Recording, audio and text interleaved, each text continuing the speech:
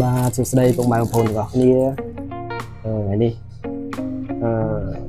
មកធ្វើវីដេអូមួយតាក់ទងនឹងការរៀនសំបុកជូនពុកម៉ែបងប្អូនហ្នឹងហើយពុកម៉ែបងប្អូនឆ្ងល់ថាបុកជាកម្មគេចាប់ម៉ូតគេរៀបមិន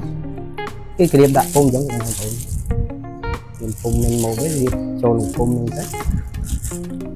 ជាការស្រេចអត់មានអីបាក់ពុកម៉ែបងប្អូនបាទហើយមួយទៀតបើពុកម៉ែបងប្អូនចង់មានជំនាញផ្នែកសម្អាតសំបុកជាកម្មពុកម៉ែបងប្អូនអាចទំនាក់ទំនងមកខាងយើងខ្ញុំបានយើងខ្ញុំមានបរិញ្ញាបាទមានបរិញ្ញាពុកម៉ែបងប្អូនមកចេះតាំងពីវគ្គសម្អាតវគ្គរើសរូមធំរូមតូចរើសជាកតិចល្អិតយំទៅមួយសេតមកអាចបើកអាជីវកម្មបានហ្មងពុកម៉ែបងប្អូនចង់ចេះជំនាញមួយនេះពុកម៉ែបងប្អូនអាចទំនាក់ទំនងខាងយើងខ្ញុំបានយើងខ្ញុំមាន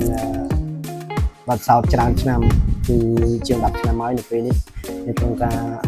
សម្អាតនេះបាទ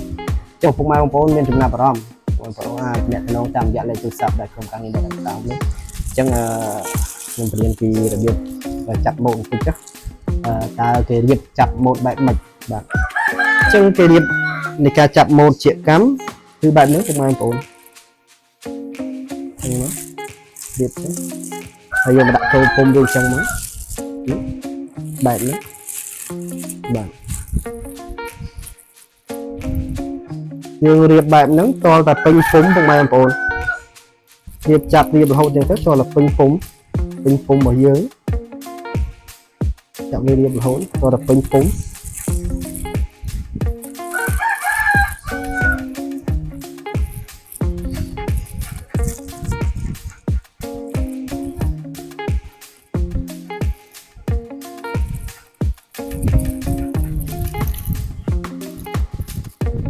រៀបបែបហ្នឹងបងប្អូនយើងចាប់រៀបតទៅពេញពុំទៅពេលយើងរៀបពេញពុំអស់ជាការស្រេចវាចេញម៉ូតមកគឺរៀងម៉ូតពុំបែបហ្នឹងចាអរគុណច្រើនពុកម៉ែបងប្អូនទាំងអស់គ្នា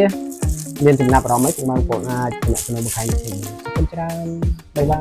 យ